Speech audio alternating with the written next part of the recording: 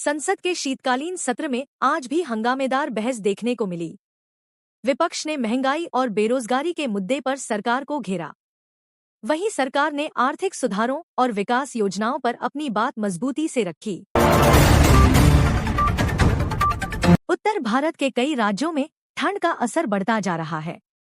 दिल्ली, उत्तर प्रदेश और बिहार में तापमान गिरने से जनजीवन प्रभावित हुआ है।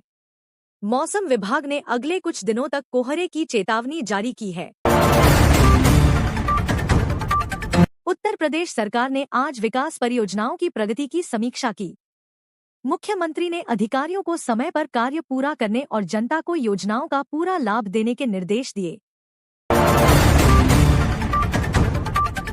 अंतर्राष्ट्रीय बाजार में कच्चे तेल की कीमतों में उतार चढ़ाव के बीच भारत में पेट्रोल और डीजल की कीमतें स्थिर बनी हुई हैं। आम लोगों को फिलहाल राहत मिली है, हालांकि भविष्य पर नजर रखी जा रही है। केंद्र सरकार ने शिक्षा व्यवस्था को मजबूत करने के लिए नई योजनाओं की घोषणा की है। डिजिटल शिक्षा, स्किल डेवलपमेंट और छात्रों के लिए ऑनलाइन संसाधनों को बढ़ावा देने पर जोर दिया जा रहा है। आज शेयर बाजार में हल्की तेजी देखने को मिली। सेंसेक्स और निफ्टी दोनों ही हरे निशान पर बंद हुए।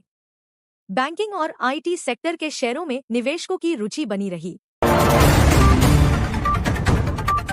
सरकार ने किसानों को राहत देने के लिए नई आर्थिक सहायता योजना पर चर्चा की है।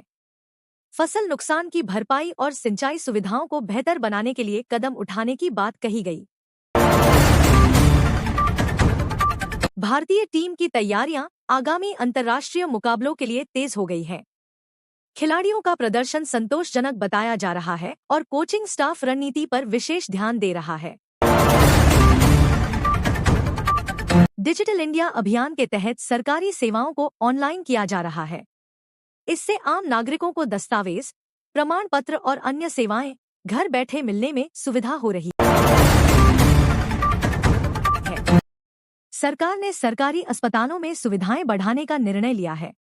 डॉक्टरों की संख्या, आधुनिक मशीनें और मुफ्त दवाओं की व्यवस्था को मजबूत किया जा रहा है ताकि मरीजों को बेहतर इलाज मिल सके। निजी और सरकारी क्षेत्र में रोजगार के नए अवसर सृजित करने की योजना बनाई जा रही है। युवाओं के लिए स्किल ट्रेनिंग प्रोग्राम शुरू किए जाने पर भी विचार हो रहा है। भारतीय रेलवे ने यात्रियों की सुविधा के लिए कई नई सेवाएं शुरू की हैं। ट्रेनों की समय सारिणी में सुधार, स्वच्छता और सुरक्षा पर विशेष ध्यान दिया जा रहा है। सरकार महंगाई को नियंत्रित करने के लिए आवश्यक कदम उठा रही है। आवश्यक वस्तुओं की आपूर्ति बढ़ाने और जमाखोरी पर सख्ती करने के निर्देश जारी किए गए हैं। आज विभिन्न राज्यों के मुख्यमंत्रियों की बैठक आयोजित की गई।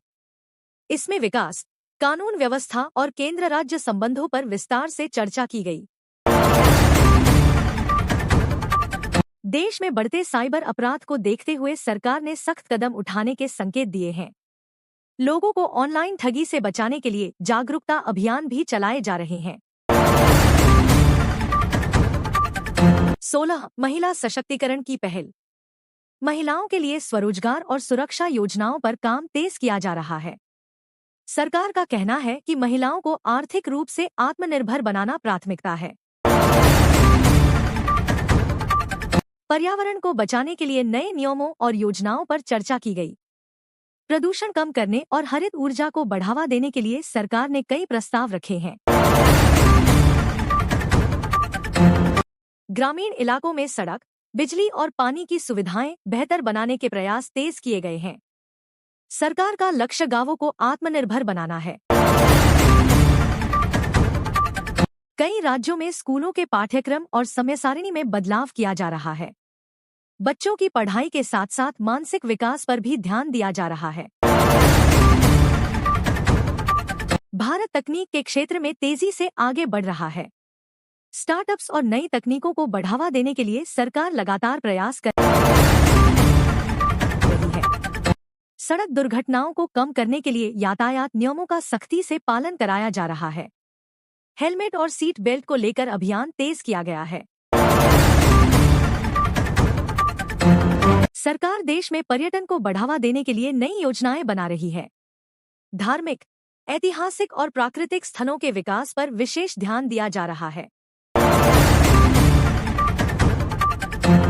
कई राज्यों में बिजली आपूर्ति को बेहतर बनाने के लिए नई परियोजनाएं शुरू की गई हैं। इससे उद्योग और घरेलू उपभोक्ताओं को फायदा मिलने की उम्मीद है।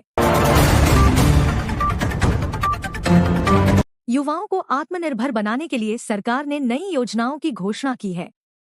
शिक्षा, रोजगार और स्टार्टअप के क्षेत्र में सहायता देने पर जोर दिया गया है।